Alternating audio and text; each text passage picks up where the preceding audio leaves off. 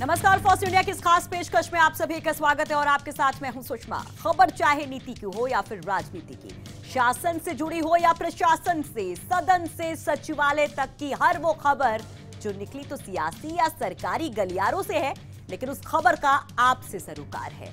ऐसी खबरों का हम करते हैं विश्लेषण। सियासी और ब्यूरोक्रेसी से जुड़ी वो खबरें जो सीधे आपसे जुड़ी हैं, उनका विश्लेषण शुरू करते हैं पॉलीक्रेसी डीएनए में।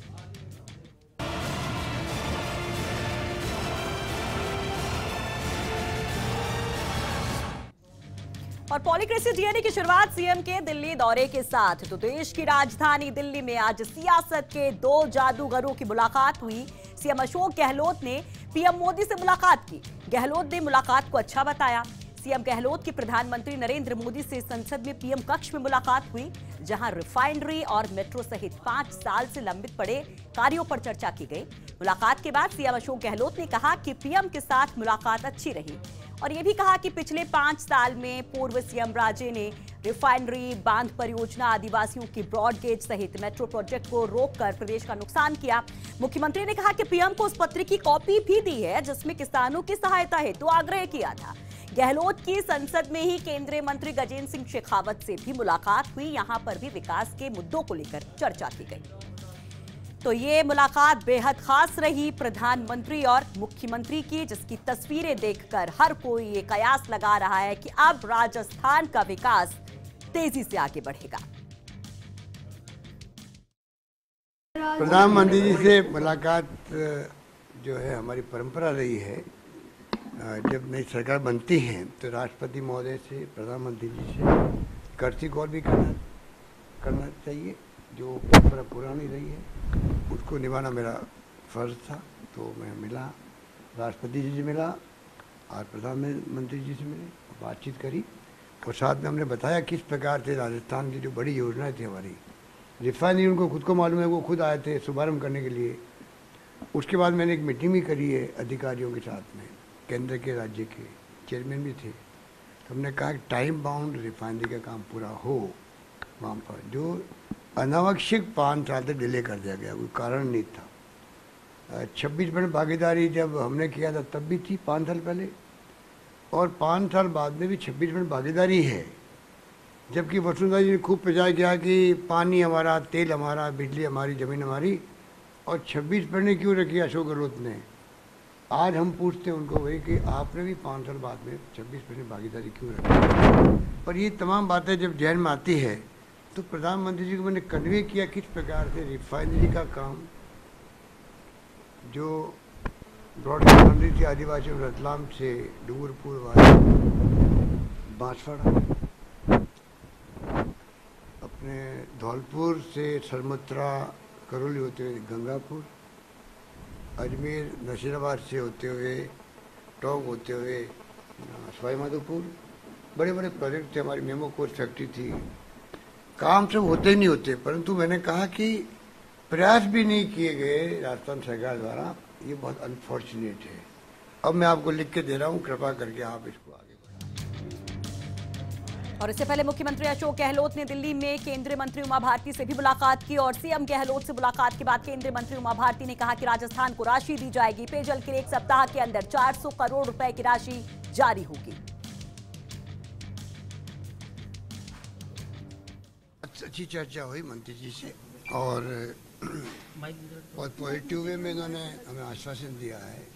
चाहे फ्लोराइड युक्त गाँव की प्रॉब्लम हो, पानी की बहुत बड़ी प्रॉब्लम आप है, उसकी बात हो, चाहे पीने के पानी की योजनाएं हो, हमारी पेंडिंग योजनाएं हैं, और चाहे नई योजना बन रही हो बिशलपुर के लिए भी और अन्य योजनाएं भी, और इंदिरा गांधी कैनाल का 3rd फेज भी आना है जोधपुर के अंदर, उसके बारे में भी।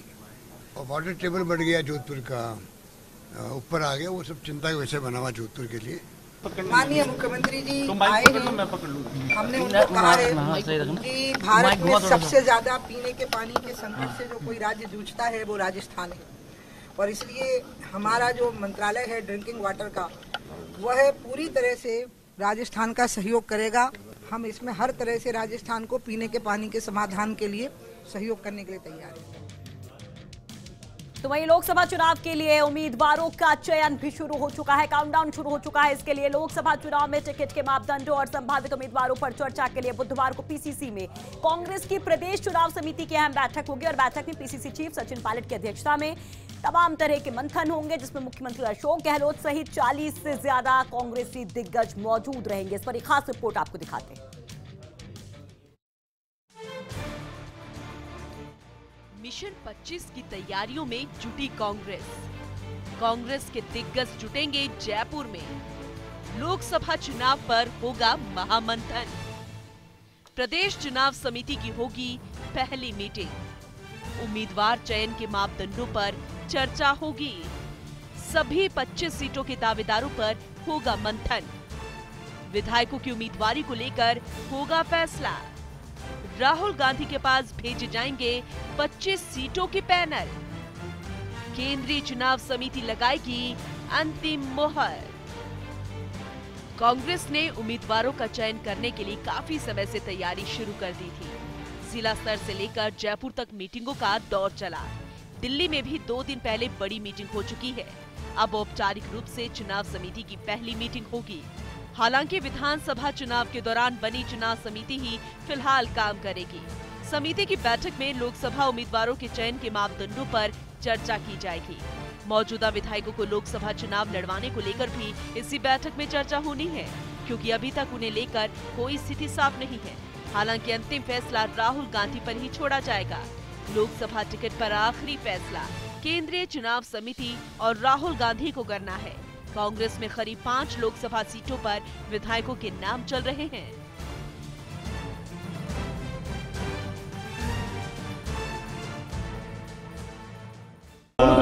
अलग अलग सीट्स पे कौन उम्मीदवार होंगे, जो पैनल को शॉर्टलिस्ट करना है, उसमें हर एक प्रदेश इलेक्शन कमेटी का सदस्य विधायक को रखेगा। हम बड़ी गंभीरता से तैयारी में लगे हुए हैं और 15 से लेकर 25 तारीख तक प्रत्येक लोकसभा क्षेत्र की, प्रत्येक विधानसभा क्षेत्र के अंदर हमारा ट्रेनिंग कैंप होगा। लोगों को ट्रेनिंग दी जाएगी। मुझे पूरा विश्वास है कि हमारी सरकार बनने के बाद जिस जज्बे से, जिस जुनून से हम लोगों ने उपचुनाव जीता है, उसे देखकर हमारा प्रदर्शन बहुत बेहतर रहेगा। कांग्रेस सूत्रों से मिल रही जानकारी के अनुसार 15 फरवरी तक संभावित दावेदारों के नाम राष्ट्रीय अध्यक्ष राहुल गांधी को दिए जाने हैं। चर्चा तो ये भी है कि 4 स्तर की सर्वे रिपोर्ट के आधार पर ही टिकट मिलेगा। राहुल गांधी की विशेष टीम भी सभी सीटों के लिए दावेदारों का आंतरिक सर्वे कर रही है। बूथ सेक्टर के बाद ब्लॉक और जिलों से भी राय मांगी गई है। 4 अलग अलग रिपोर्ट के आधार पर तैयार की गई सूची में आए नामों को लेकर पार्टी जनता की राय भी जानेगी। विधानसभा चुनाव की तरह युवाओं और नए चेहरों और महिलाओं को प्राथमिकता दी जा सकती है। प्रदेश चुनाव समिति तो फिलहाल पुरानी ही काम कर रही है, लेकिन बाकी 6-7 कमेटियों का गठन भी जल्द हो जाएगा। विधानसभा के दौरान बनी कमेटियों में से कुछ फेरबदल होगा। प्रचार प्रसार कमेटी में जरूर अब सीपी जोशी की जगह नया चेहरा होगा। मुख्य सचेतक महेश जोशी को ये जिम्मेदारी दी जा सकती है। Naresh Sharma, fast India, Jaipur.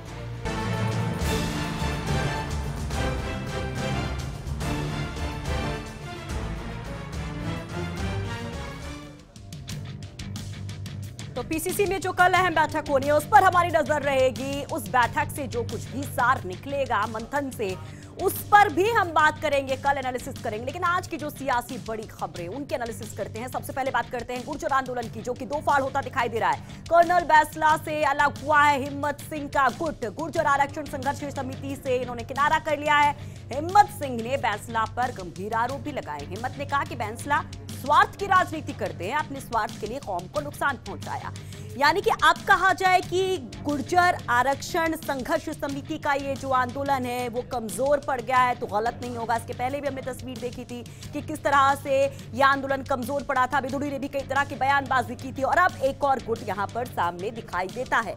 लेकिन अगर लोकसभा चुनाव की हम बात करें तो लोकसभा चुनाव में भी बीजेपी के लिए मुश्किलें कम नहीं है। बीजेपी की तैयारियां जरूर है लेकिन मुश्किल बहुत ज्यादा है और इन मुश्किलों से निपटने की कोशिश बीजेपी के दिग्गज कर रहे हैं।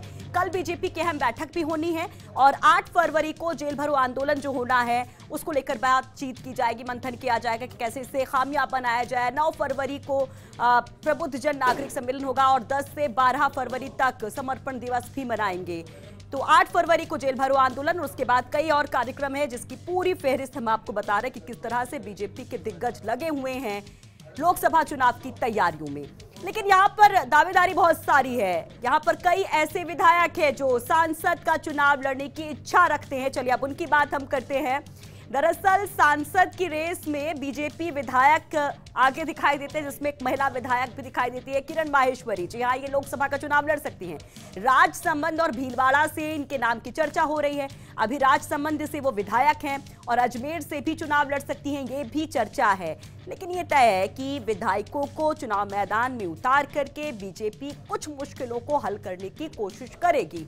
लेकिन सीटों को लेकर मंथन कांग्रेस में भी जारी है। यहां पर भी बहुत सारे दावेदार हैं। ऐसे में 25 सीटों पर दौड़ में शुमार कई दिग्गजों को किस तरह से संतुष्ट किया जाए, किस तरह से यहां पर फिल्टर किया जाए, ये एक बड़ा चैलेंज कांग्रेस के लिए भी है। कुछ सीटों पर विधायकों के नाम भी यहां पर सामने आ रहे हैं। मेवाड़, गोड़वाड़, शेखावाटी की अगर हम बात करें तो कांग्रेस के लिए ये इलाके सबसे ज्यादा चिंता का विषय बने क्योंकि यहां पर दावेदारों की संख्या बहुत ज्यादा है।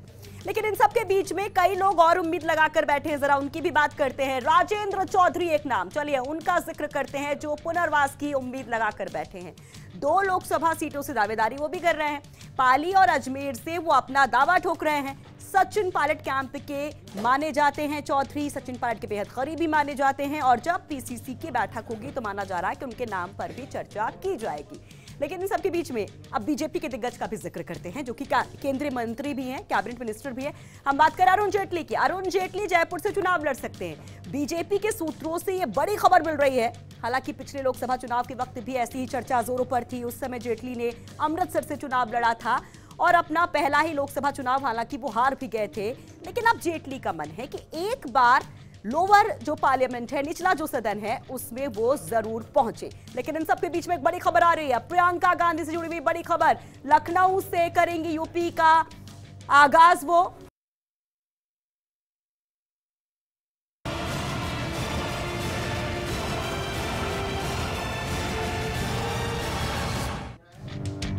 ब्रेक के बाद एक बार फिर से आप सभी का स्वागत है। अब बात करते हैं कर्नल बैंसला की जो आजकल चर्चा में है। उनके बेटे को लेकर भी अब एक चर्चा जोर शोर से उठ रही है। उनके बेटे लोकसभा का चुनाव लड़ेंगे, ये खबर मिल रही है।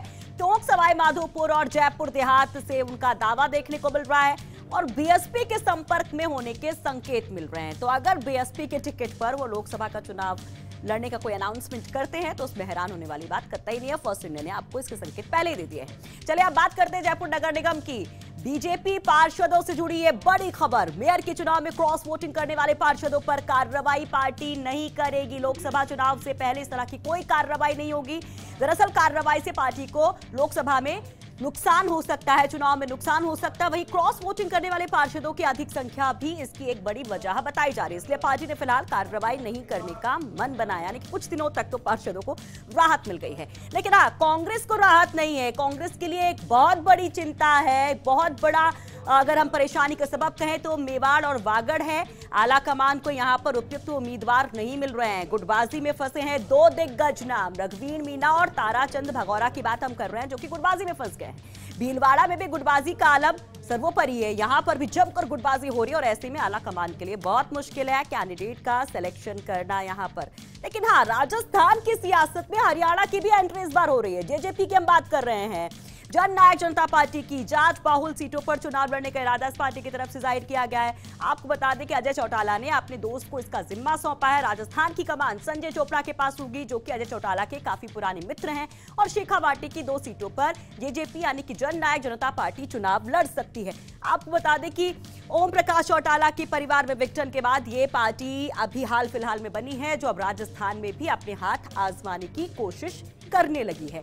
लेकिन इन सब के बीच में हाड़ौती का हाल भी आपको बताते हैं जहां पर सियासी चक्रव्यूह में उलझ गए हैं कोटा के सांसद बिरला। जी हां, पूर्व और मौजूदा साथियों ने ही बिरला की राह में कांटे भी खेड़ दिए हैं और रायशुमारी करने जब लालचंद, माफ कीजिएगा, गुलाब चंद कटारिया कोटा पहुंचे तो वो भी हैरान रह गए, हतप्रभ हो गए यहां पर, और बीजेपी की गुटबाजी के आलम से परेशान दिखाई दिए कटारिया। हालांकि कोटा से टिकट की दौड़ में अभी भी बिरला सबसे आगे बताए जा रहे हैं, लेकिन मुश्किलें बहुत ज्यादा जैसे भाप लिया गुलाब चंद कटारिया ने। लेकिन इन सबके बीच में कांग्रेस से बागी विधायकों को लेकर भी एक बड़ा अपडेट निकला है। लोकसभा चुनाव बाद सरकार में इनकी हिस्सेदारी हो सकती है, भागीदारी हो सकती है, कुछ दिग्गज निर्दलीय एमएलए मंत्री भी बन सकते हैं और इसे लेकर कांग्रेस आलाकमान ग्रीन सिग्नल भी दे सकता है, लेकिन इलेक्शन के बाद। लेकिन अब अगर हम कुछ और सीटों की बात करें तो दावेदारों की फौज बहुत ज्यादा है बीजेपी में। करौली धौलपुर लोकसभा सीट पर बीजेपी में दर्जन भर दावेदार हैं। इन सबके बीच एक नेताजी का नाम भी बहुत तेजी से आगे चल रहा है। पिछले लोकसभा चुनाव के दौरान दूसरी पार्टी छोड़कर नेताजी बीजेपी में शामिल हुए थे। चर्चा यह भी थी कि नेताजी ने 2013 के विधानसभा चुनाव में एक माननीय का खर्चा भी उठाया। विधानसभा चुनाव का खर्चा उठाने के पीछे खबर यह आई कि लोकसभा का टिकट पाना चाहते हैं, लेकिन 2014 के चुनाव में उनको टिकट नहीं मिला तो 2019 के लिए इंतजार किया। अब वो फिर से काफी ज्यादा यहां पर उम्मीदों से भरे दिखाई देते हैं। दावेदारी पेश नहीं की हालांकि नेताजी ने, लेकिन माना यह जा रहा कि मंशा उनकी यही है कि आलाकमान खुद से उनको बुलाया और ये जिम्मेदारी सौंप दे। अब बात करते हैं एक और मुश्किल की बीजेपी की। कोटा में बीजेपी के लिए एक और बड़ी मुश्किल है। यहाँ पर भीतर घात का खेल चल रहा है। गुरु और शिष्य के बीच में यह खेल बताया जा रहा है और सवाल ये कि क्या शिष्य ने गुरु की पीठ पर खंजर घोंप दिया है, ये बड़ा सवाल यहां पर खड़ा हो गया। रायशुमारी करने आए नेता प्रतिपक्ष कटारिया तो एक बार फिर से तस्वीर देखने को मिली, ऐसी ही भीतरघात की शिकायत की गई। वहीं कहा यह भी जा रहा है कि शिष्य का बेड़ा तो पार हो गया, फंसी है गुरु की पटवार। शहरवाद का ये खेल कोटा बीजेपी के लिए सबसे हॉट टॉपिक बना हुआ है। खूब चर्चा हो रही है और इस मुश्किल से निकलने की कोशिश भी की जा रही। गुलाब चंद कटारिया के ऊपर जिम्मेदारी है कि किसी तरह से इस मुश्किल को दूर किया जाए। हम जिनकी बात कर रहे हैं वो बिरला ही है, सांसद और विधायक जो महाशय शर्मा है, उन्हीं की बात कर रहे हैं। उन्हीं दोनों के बीच में ये नोकझोंक की बात सामने आ रही है कि एक दूसरे को काटने की कोशिश की जा रही है। लेकिन अगर हम एक और बड़े नाम की बात करें तो वो भी आजकल बहुत ज्यादा चर्चा में है, एक्टिव है पार्टी को रफ्तार देने के लिए। कल दोनों अविनाश की हम बात करें, दोनों पार्टियों की जयपुर में होंगे, अपनी अपनी पार्टियों की चुनावी रणनीति बनाएंगे। अविनाश पांडे की हम बात कर रहे हैं और साथ ही अविनाश खन्ना की भी हम बात कर रहे हैं। तो अविनाश पांडे पीसीसी चुनाव समिति की बैठक में शामिल होंगे, तो वहीं बीजेपी की चुनावी बैठक लेंगे अविनाश राय खन्ना। दोनों ही अविनाश के ऊपर जिम्मेदारी है कि अब विधानसभा की जंग के बाद लोकसभा की जंग को फतह किया जाए, उसमें जीत हासिल की जाए। मिशन 25 दोनों की तरफ से है। अब कौन से अविनाश का पासा भारी पड़ता है, कौन किसको पटखनी देता है, इसके लिए थोड़ा सा इंतजार करना होगा। लेकिन बीजेपी प्रदेश प्रभारी अविनाश राय खन्ना की अगर हम बात करें तो कल जयपुर में जब वो होंगे तो कई सारे कार्यक्रमों में वो शिरकत करेंगे। जयपुर शहर और जयपुर ग्रामीण लोकसभा क्षेत्रों में प्रवास कार्यक्रम है उनका। जयपुर शहर लोकसभा क्षेत्र की बैठक शाम 4 बजे बोलेंगे। बीजेपी प्रदेश कार्यालय में ये बैठक होगी। सह प्रभारी सुधांशु त्रिवेदी का नागौर लोकसभा क्षेत्र का दौरा है और इन बैठकों में राष्ट्रीय पदाधिकारी, प्रदेश पदाधिकारी, कार्य समिति सदस्य, वर्तमान और पूर्व सांसद, विधायक, जिला अध्यक्ष, जिला पदाधिकारी और मोर्चा जिला अध्यक्ष, मंडल अध्यक्ष, वर्तमान और पूर्व जिला प्रमुख, जिला उप प्रमुख, प्रधान, उप प्रधान, नगर निकाय अध्यक्ष, उपाध्यक्ष, लोकसभा संचालन समिति विस्तारक प्रभारी, विधानसभा संयोजक प्रभारी भाग लेंगे। यानी कि सभी पदाधिकारियों को लेकर के मंथन किया जाएगा, चर्चा की जाएगी कि किस तरह से स्ट्रेटेजी इन इलाकों में बनाई जाए। लेकिन सचिन पायलट के एक बयान की बात करते हैं जिसने खलबली मचा दी। राजस्थान की राजनीति में हलचल पैदा कर दी। सचिन पायलट ने एक स्टेटमेंट के जरिए टिकट घोषणा से पहले पायलट का यह बयान बहुत महत्वपूर्ण माना जा रहा है। पायलट ने साफ कर दिया है कि वो लोकसभा का चुनाव नहीं लड़ेंगे। मारामा पायलट चुनाव लड़ने को भी उन्होंने खारिज कर दिया है, नटकलों पर विराम लगा दिया है। पायलट ने परिजनों के लिए पैरवी से भी इनकार कर दिया है। उनका कहना है कि अगर वही लोग चुनाव लड़ेंगे तो फिर और कांग्रेसी कार्यकर्ताओं का क्या होगा। एक टीम लीडर की जो स्पिरिट होती है वो यहाँ पर देखने को मिली है। लेकिन अगर हम और कुछ तैयारियों की बात करें कांग्रेस की, तो लोकसभा चुनाव की तैयारी में जुटी कांग्रेस विभिन्न कमेटियां बनाकर अब रेडी हो चुकी है और किसी भी वक्त इन कमेटियों का ऐलान किया जा सकता है। विधानसभा चुनाव वाली कमेटियों में मामूली बदलाव होगा।